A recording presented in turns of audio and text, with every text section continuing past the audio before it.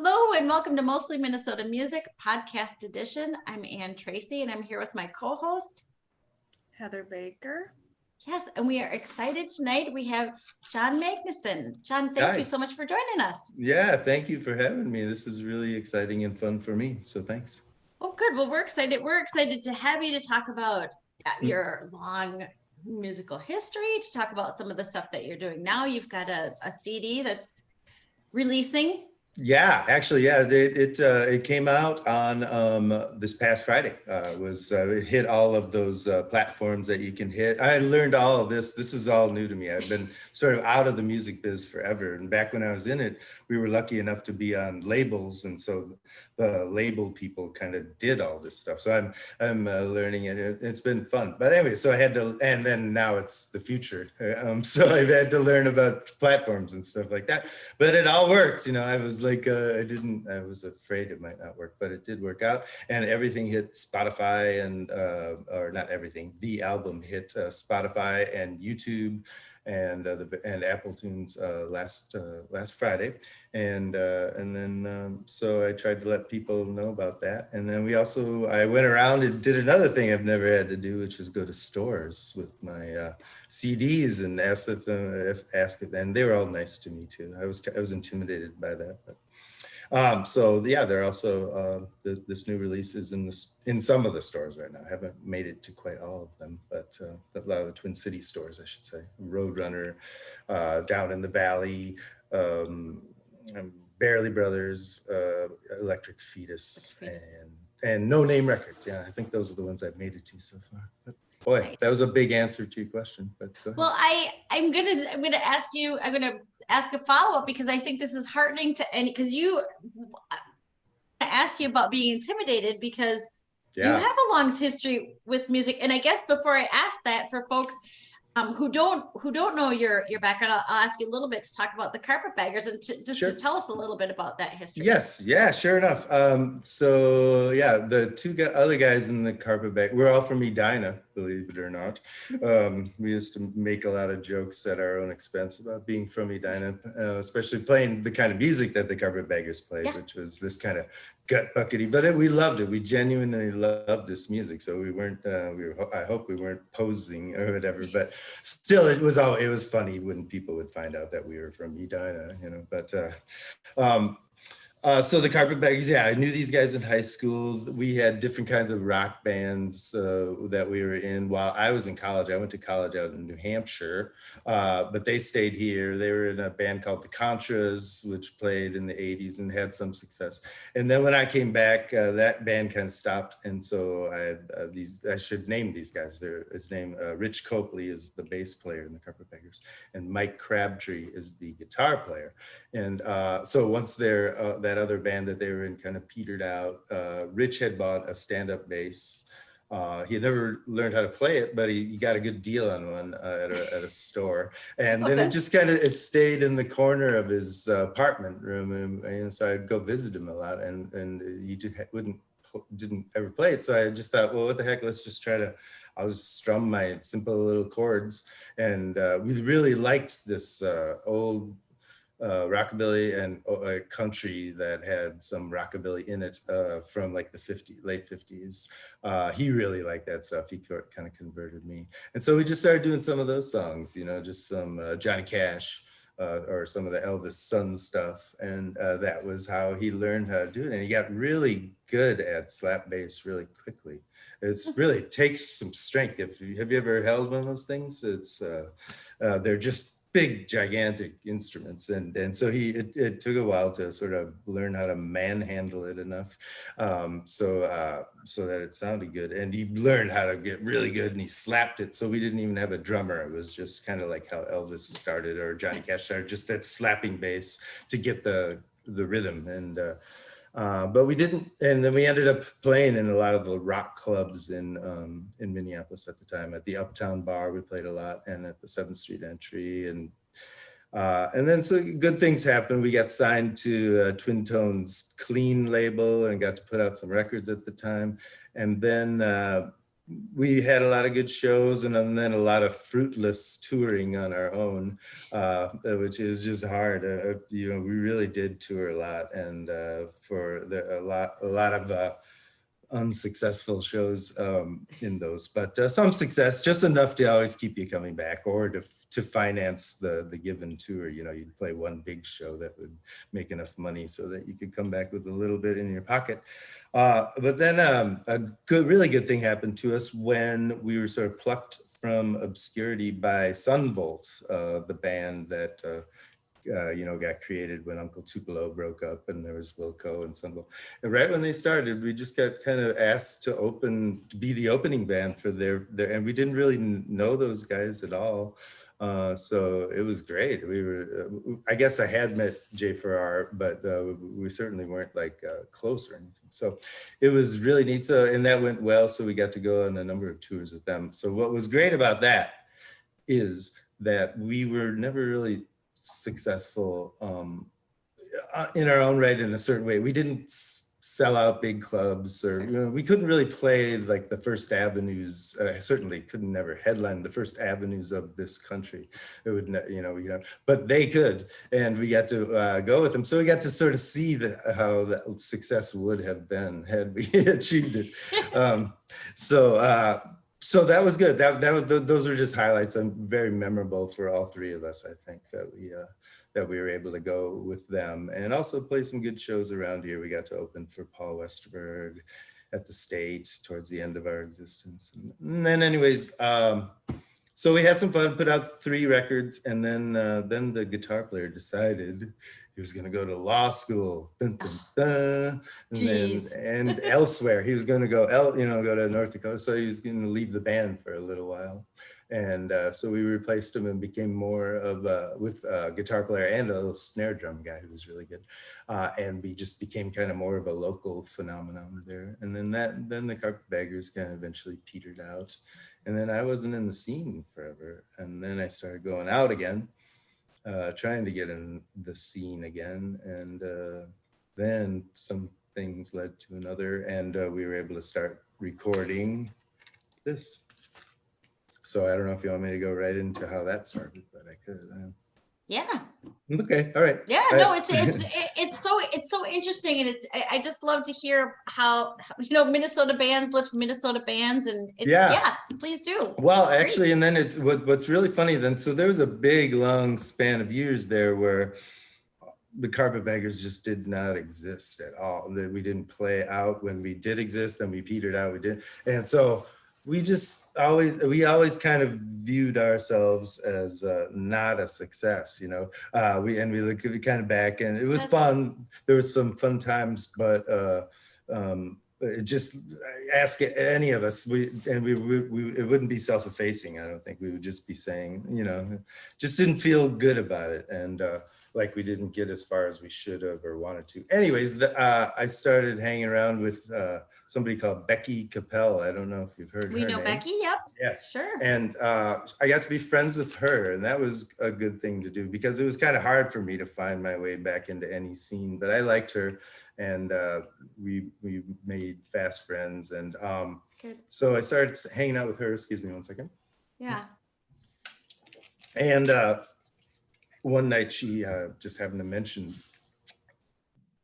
she pointed to me because she was going to do one of those Jim Walsh hoots with me coming up. And she said, yeah, and John and I are going to do a hoot. You know, John, she says, he used to be in the Carpetbaggers. Becky didn't really even know about the Carpetbaggers. It just so happened she wasn't around then. But so she just said that and then played. And then afterwards, her guitar player just like was all effusive about that I was a Carpetbagger. So I had no idea. And this that's why I mentioned that we never thought of ourselves as successful. This guy, to the point where I thought he was kidding, you know. And the next time I saw him, his name's Paul Burgeon. The next time I saw him, he had to assure me that he wasn't kidding. It was just an odd moment where it just seemed like he might have been like sarcastic or something. But he really did like the band. And then when he was, I will say, Paul's not a kidder. He's right, exactly. No, he says that he means it. Exactly. And at the time, I didn't know him at all, so that I think I was just wary, like just because I didn't know how to react, really.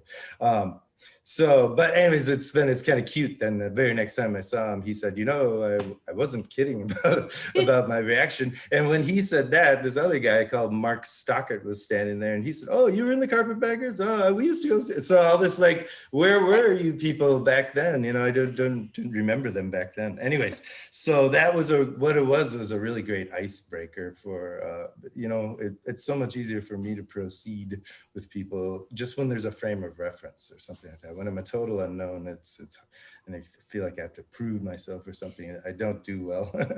But I just found out that Mark Stockert guy has a studio, and I asked him if I could visit it, and that's really what led to the beginning of recording this record. That's where we recorded this Barely Noticeable. So nice. Would you change now, saying that the Carpetbaggers were successful? I mean, were you top of the charts? Maybe not so much, but it was a successful. I mean, something that you're able to do for that long is genuinely. Yeah, it's true. And what we definitely got, it depends on what you call successful, I guess. Yeah. Like we just played a lot, and we were kind of on television a little bit, and made radio appearances. So I think we just were known, like people knew of us, which is cool in its own right. It's sort of, I guess, I don't know. But we released this last record that got a pretty good push, like with publicity. We were in USA Today, but it just didn't lead anywhere. We did a couple tours in support of it, and they were underwhelming, with a few exceptions. So that had something to do with it. People were, it's just bands have sort of seem to have a natural life, and you got this momentum going. I remember even at the time aware, like, God, new opportunities just keep happening. It's so great, and then those just stop for some of us, I guess. Mm-hmm. But it just means it ran its course, and now you're running a new course. Yeah, it does. Yeah, I wish. Yeah, it took a while to get that healthfully philosophical about it, but I agree. That's really what did happen. And I also have thought I've enjoyed doing this record so much. Really, I just from start to finish. It took a long time, and I loved every second of it. But what was I just going to say about that? I forgot what I was just going to say about that. But anyways, I got off on track. So next question. I like your title of the album. Can you say anything about that? I had that song. It made the cut of the songs that were going to be on it, and then it was after that I realized, oh my God, yeah, that should be the title, because well, it's the song is kind of praising obscurity, like if you're not well known, most time people are going to leave you alone because there's nothing to bother you about, because you're not like you're not someone they'll bother for any reason. So there's a certain liberty in that, of just being able to live your life, compared to what, if you were very noticeable as opposed to barely noticeable. So it's kind of in praise of that. And it's always been how I've sort of seen myself. I was not an only child, but I had brothers that are way older than me. So I was just a little kid with all these adults around me. My brothers were adults too.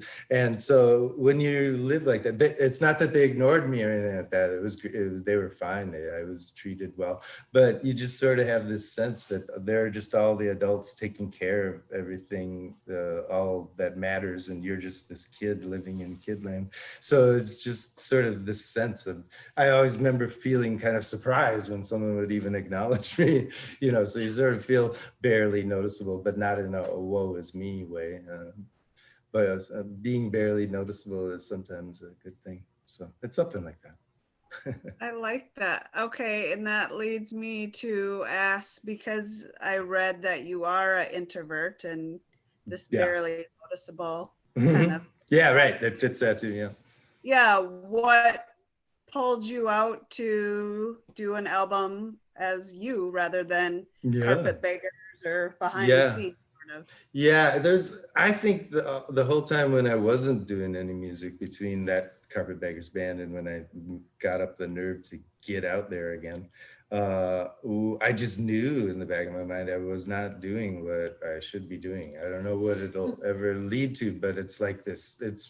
It's more than just that I want to do this. I really should, and I wasn't doing it. You know, it's like it was this need that wasn't being met. I think I don't think that's overstating it.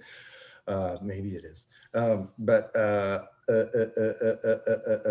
So I really had to just force myself out there because I don't do well, as I said before, in social situations where I'm not known, and I wasn't known. I had been out of the scene so much that very few people ever remembered the band I was in, which then it was weird when Paul Burgeon and Stockard had heard of the band. So there's just as many people that haven't heard of it, you know. So anyways, so it was just hard to get out there and do it, but I persevered, I guess, and then enough good things happened so that I was able, you know, as I say, when some people did remember that band, it just broke the ice and then allowed me to proceed. It would have been, I would not have done well just on a cold call to somebody I don't know who owns a studio saying, "Can I make a?" Yeah, it would have been terror. I would have been terrified. But, You're talking to two birds of a feather. mm-hmm. I don't see. Heather would be better than I would at making a call, but yeah, it is much Yeah. easier when you feel you feel the warmth from people. Yeah, exactly. Yeah, right. That mattered so much. Yeah, and then it was great. They turned out to be like good people too to hang out, especially that Stockard. He's a real sweetheart of a guy. That mattered too, you know, because we're going to be working together for a long time. And yeah, he's really, really nice guy. Yeah, and Becky and Paul. That's the other thing, man. I hadn't really been meeting a lot of new people to live in the life, and music really helps with that, you know. So that's been a real great byproduct of it as well. Great. Now the music that's on the album, does that go back? Mm-hmm. Yeah, it's interesting. How much historical is that? You know? Yeah, right. It's interesting. Here's what happened. I'll tell you. And actually, this is because it kind of has to be, in my view. This is just album number 1 of a 2-album plan, and I was going to do both at the same time until people who know much better than me told me that was a stupid idea. Because the whole idea is to have different things to release to keep reminding your listening public that you exist. So, but there, okay, I'll try. I'll get to what was happening here. About in 2017, just kind of without thinking too much about it, I started writing some songs that were another person's words, just a person I reconnected with from a past life, and.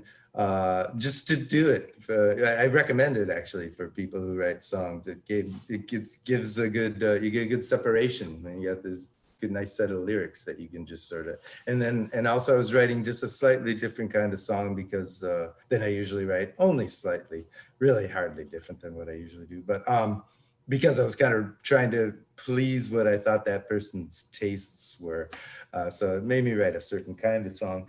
And we did a lot of those, just kept going. I wrote about 20 in about 10 months. And then out of that, maybe about 5 of them were pretty good. And then I started playing them a little bit live here and there, and they were getting good response. So I got excited about these songs, and they were my kind of latest thing, the latest creation or whatever. So they sort of then formed the crux of what was going to be recorded on this album. And I wanted to fill it out with songs from I have a lot of songs. All those years I didn't stop writing, I just stopped recording, I guess. So I had a lot to choose from, but only certain ones of mine fit with these new collaborations, in my view. So those are the ones that went into this album, but that left a whole bunch of other kind of good songs just wouldn't have fit quite as well. So I'm recording that album as we speak as well, and we'll release that later. So that's what happened. And so you asked just how far back do some of these go, then like some of them go all the way back to like Carpetbaggers era almost. Okay. A couple, not too many.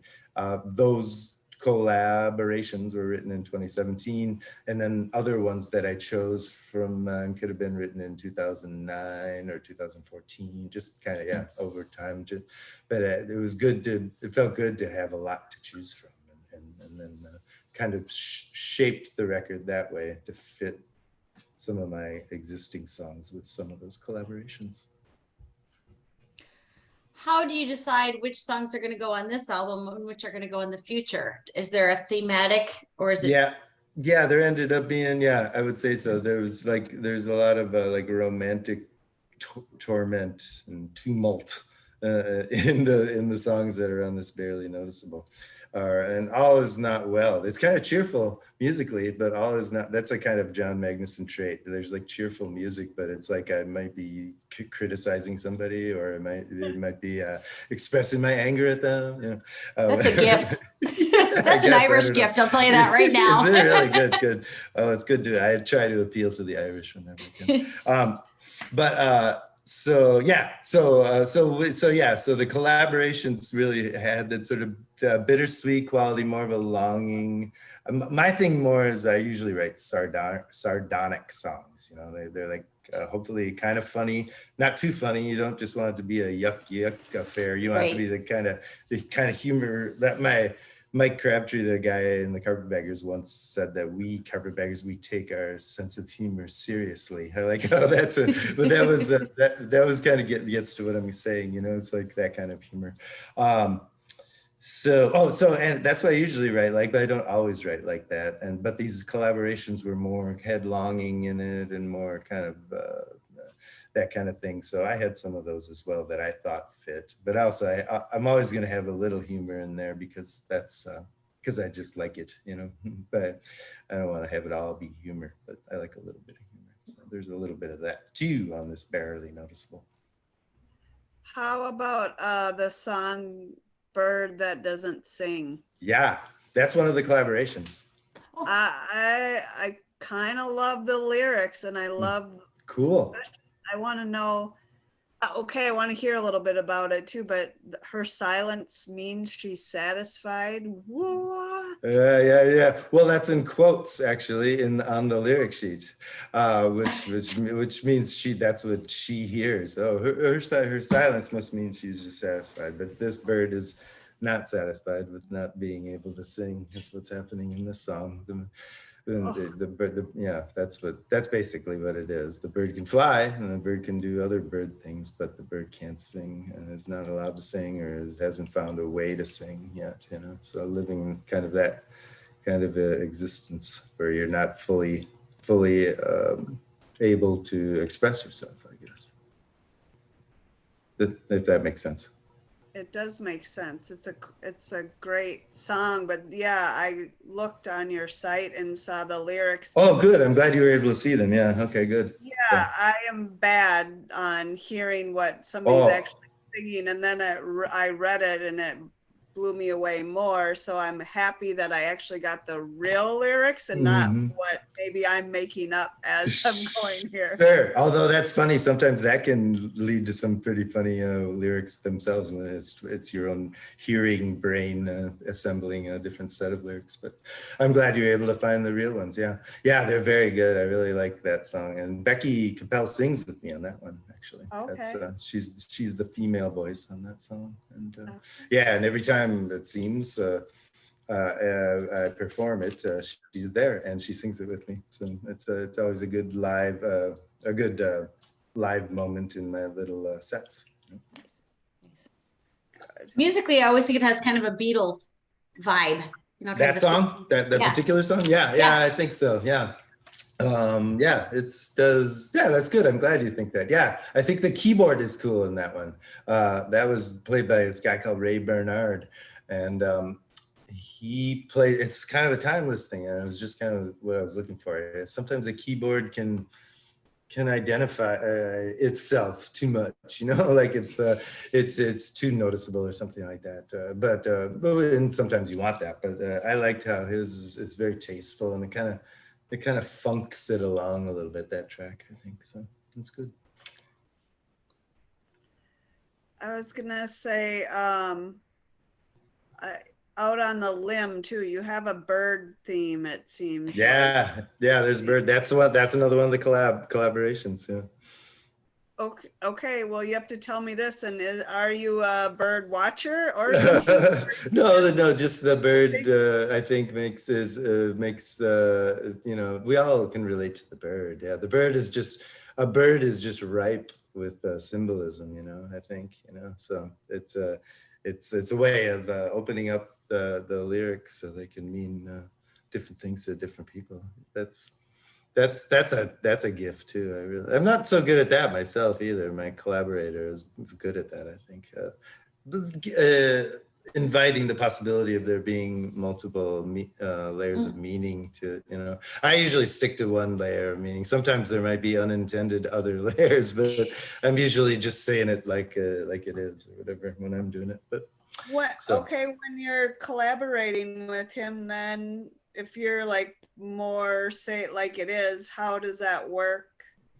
Yeah, really, in that case, it's all his words, and then any changes I'm doing are mostly editing when, which happens every so often. That something that has been written by the lyric writer just doesn't sing well. It just doesn't the consonants get run into each other or whatever. So you just have, or sometimes you might just be improving the line just to there's a little better line there. So that's, and some of the songs, Restrained is another track on the record, and that's another one of the collaborations. And that one I did a little more of the actual changing of lines and changing the words. Whereas I think out on a limb, I hardly changed any words in there. And during the collaboration. So nice. Yeah. I gotta see of what I was trying to, I don't know the lyrics, like you're sure. Yeah, or you have like being barely visible again. Yeah, the sense that I'm around but I can't be reached. Yeah. That's me praising that state I was talking about with being barely noticeable, where it's I'm not all too proud of that I like this, but this is one thing I've told people actually. One of the more liberating times I ever felt was, speaking of the Carpetbaggers, is when we would do a bigger show. Like we got to play the Guthrie one time, open for Alison Krauss, and we played our set and it went well. But a great time for me is when we finish our set and it goes well, hopefully, and we're just sitting there, and then the headliner goes out and all the attention's on them, and I can just be back there, and that's to me is this feeling of barely noticeable that I really like. It's just completely liberating. You're just free, because all the focus is off you. Not that the focus was that bad, but it's just all of a sudden it's not there, and you're just completely free, and everybody's attention is elsewhere. So I don't know. I went off on a tangent there, but that's kind of what this barely noticeable term, the good connotation, kind of means to me. So. I like if that's kind of how you grew up, it seems like that would be a comfort zone. Yeah, absolutely. Yeah, I totally think it is. I'm retreating to that. Yeah, absolutely. I'm thinking back to myself because I'm the oldest and I have 3 kids, and my youngest just snuck by barely noticeable, I think. I try to think, would that be her comfort zone? But it's very interesting to hear what an impact that would have, Yeah, like in my existence, if we were to make an analogy to that, I would walk by, but I wouldn't sneak by. I would just kind of walk by and never assuming anybody would say, "Hey, John," and then when they would, I'd be sort of stuck, because I'm not usually noticed. So why are you noticing? It's just like that, I guess. I still kind of see myself that way, I guess, even in adulthood. I don't know if that's sad, but what are you gonna do? Well, it's interesting given your profession. Yeah, right, exactly. Yeah, that's funny, because my introversion used to be way worse when I was a younger man, and but I could get up and sing, because that's the thing with that is you're singing is you're doing something that you've done hundreds and hundreds of times. And so if your hang up is about conversation and what I say something, you say something, I have to say something back. That's when the panic comes, because it's in the moment. But compared to doing something that you're well practiced in, and I had no problem singing like that, because it wasn't really, it was just this prepared thing, and I also, there's kind of a social contract in performance where, hecklers notwithstanding, the audience sits and listens, and the performer, so there's security for an introvert when that's understood, and there's no unpredictability. So. Did you happen to pick the Bolquist from following, or from, I'm assuming, becoming friends with them on the road with? Yeah, well, that helped me, so that he probably considered doing it when he heard that we were interested. I would not have ever considered asking him, is what I'm trying to say. Not because we dislike each other or anything like that, but I don't think it would have occurred to me. I don't even know. I just wouldn't have thought of it. Not because he is great.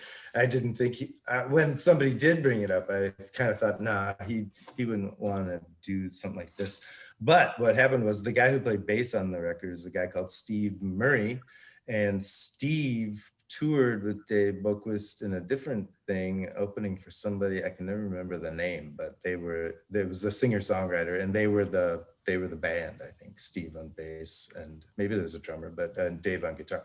And they got to be really good friends on that tour. So Steve was the one who said, hey, yeah, I'm sure you'd love to hear this stuff. And so that there again, I just needed ice. I would have been too scared to just contact Dave Bolquist cold call, but even though we did tour together back in the day, but since Steve knew him, then that made it possible to even consider. And then surprise, he agreed to come. He goes and does stuff at that Mark Stockard studio. He's done it before, so it wasn't unusual for him to do that. So. Is that how you got a lot of the people you're working with on this record? Yeah. Well, like I knew I wanted Becky to sing, just because I liked her, and I knew that was going to be a good thing. And then with Paul Burgeon, we were just like fast friends because of this mutual appreciation for the Carpetbaggers that we had. And then who else? Oh, and then Alyssa Jacobson is on the violin, and she plays, I met her in the Blood Wash Band, which is this band at House of Mercy Church. I don't know if you ever heard them. Yep. Quill and Rowe and other people. And so I played at House of Mercy, during their services sometimes, and she would be in the band. So that's how I met her, and she's incredible. She's really incredible. So I knew she was the one I knew that I just needed to get on the record, and thankfully we were able to. And she was really great and just incredible in the studio, just listening. She played out on a limb, and she just heard that one as we were going. We had maybe a half an hour left on the session until she had to leave, and it was said, let's try to do one more in this half an hour. And she's listening, and then that came on. She said, "Oh, can I do this?" And she went out and just did like 4 renditions that were all great. It was really a wonder to watch her work. So it was her, and then Ray Bernard on the keyboards. I used to go see him at the Dubliner before everything shut down. And I liked him. I liked his keyboard playing. It was just kind of funky and good. And that's pretty much it. I ended up playing more guitar on it than I meant to, but it ended up being okay. So. It's funny, you paint a funny picture, starting with saying how going to the record stores was kind of was a chore, was something that was difficult. And with the being an introvert, and then all the stuff that you've done to make it work, and it's then interesting to hear you say that, because it felt like that's what you were supposed to do, that's what you were missing. Yeah, right. I sure was. Yeah, I mean, I just know nothing makes me feel like playing. Playing with people, playing for people. Yeah, nothing really makes me feel like that. So yeah, so I look back and just sort of kick myself that I just sat there not doing it for so long. And as I say, I was still doing it just only in my basement, just me, and it's part of the fun, of course, is sharing it with others. A great deal of the fun. So anyways, yeah, I was really glad that, I was going to say, I kicked myself for that, but then maybe I think, or somebody said, maybe I just wasn't ready to do it until I did it. Maybe that's right. Could be right. I don't know. That's the funny thing about time. We'll never, but the time is right now. And of course, Yeah.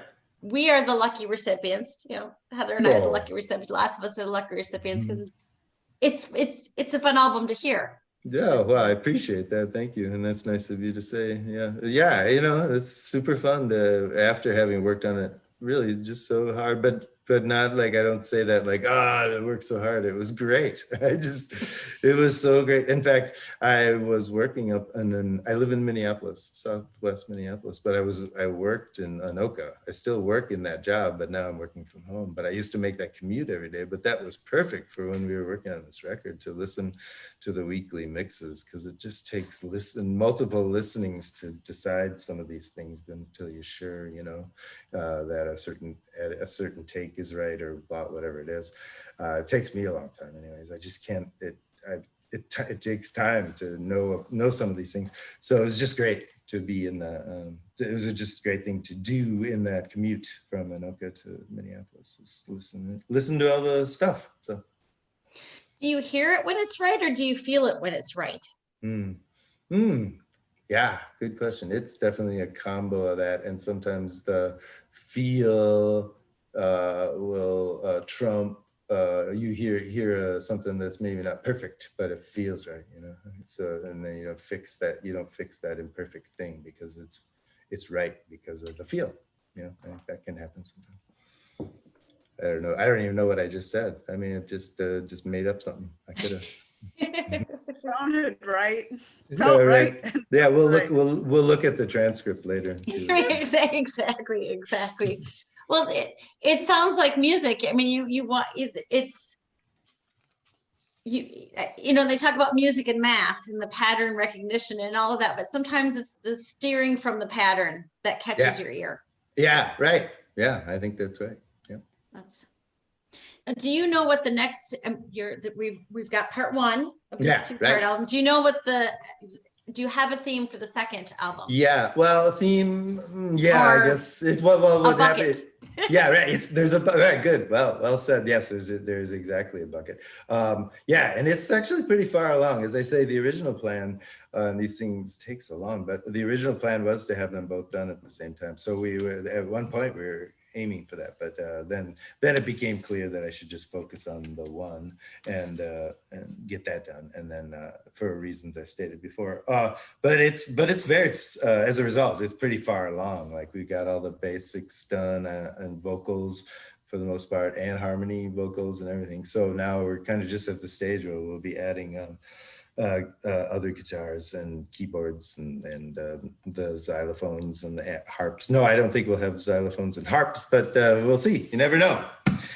But so in that one, then, as I say, when I looked at all these kind of songs I had to record when I was trying to choose these, there was several that didn't fit because they're the meaner ones, and yes, the meaner ones, and kind of where I'm angry at the person, and a lot of sardonic humor, and not all humor though, and there's some heart there, so I don't want people to think it's just going to be a wacky album.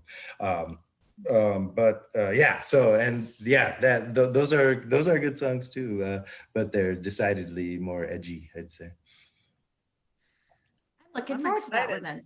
Yeah, I've been playing that one a lot. It just so happens the band I use are the guys that I recorded that second one, the edgier one with. So now they kind of know how to play songs from both records. So, but I started playing with them as a result of having recorded that second album with them. They just kind of decided that they didn't mind playing with me. So we were doing shows. It was good. So, and hopefully we'll do shows again. And they're the ones who are going to play with me again whenever I play. So. Yeah.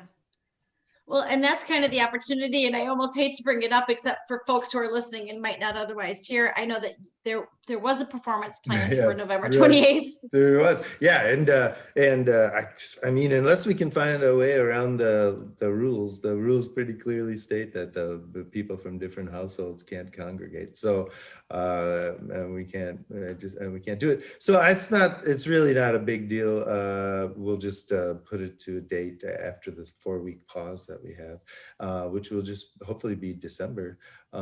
And it'll still be just as fun. And the great thing I'm really looking forward to, I was over before the pause was announced, I was over at the house of my bass player, Paul McFarland. That's where we're going to do it. And he set up this really great studio, and he's a good audio guy too. So it was sounding really good for this live stream. So I'm really looking forward to doing it. So it is a shame that we can't do it when we said, but the rules came down from on high and we must comply, I guess. Maybe I'll rhyme. That's a pretty good rhyme thing. I'll try to remember that too.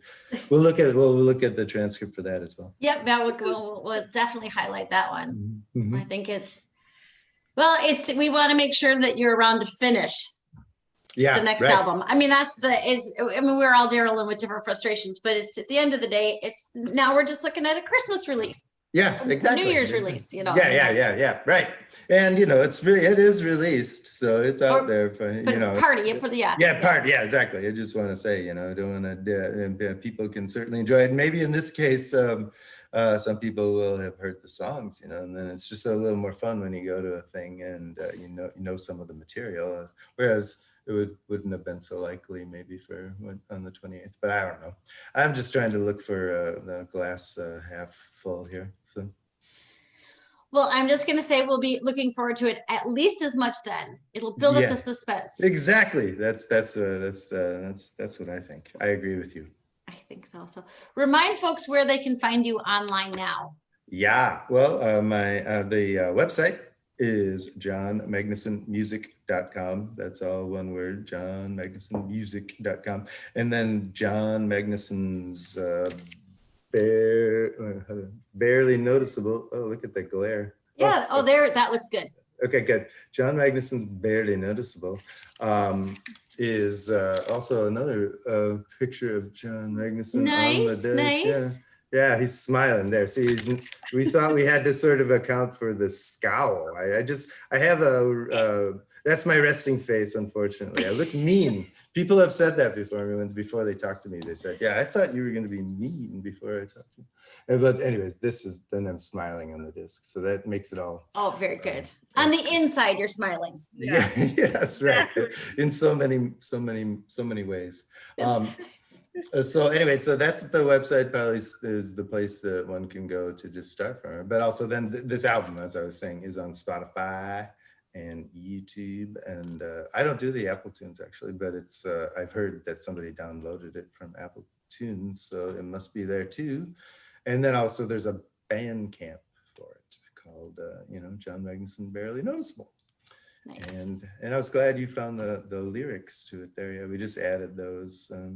It's kind of helpful. You mentioned that that you don't hear lyrics so well maybe sometimes, but I'm also just not really. We tried really hard on this album, but you may have noticed just talking here, I can tend to mumble, and I do that sometimes when singing too. Try not to. I try to elocute, but anyway, so that was one reason why we put the words on the website, just so anybody who's interested can hear what I'm actually trying to say. I think one of the silver linings of the strange times we're living in is that people want to experience music differently. And part of that, I think, is reading the lyrics while you listen to the lyrics. Yeah, I always loved that. I grew up, John Prine was my big guy growing up in the 70s. I was young for him. I liked him in grade school, but and they always had those lyric sheets, and man, they were just an education. I didn't know half of what he was probably writing about there, or what it all meant, but there's a hole in Daddy's arm. I probably didn't even get that, but but I read it all and I loved it, which is a testament to his writing, actually. Not to go off on a tangent here, but it related to me even if I didn't really get it half the time. Well, in a similar writing style, I mean, also very sardonic at times. Yeah. Oh, yeah. I went from him to like Loudon Wainwright. Yeah, all the sardonic guys. I must have come out of the womb ready to be sardonic. That's good. That's good. Mm-hmm. Well, good. Well, I'm gonna remind people, Barely Noticeable. You just gave a list of all of the places, and I'll include that in the notes too. And I'm looking forward to the second album too. Yeah. Meter's kind of fun.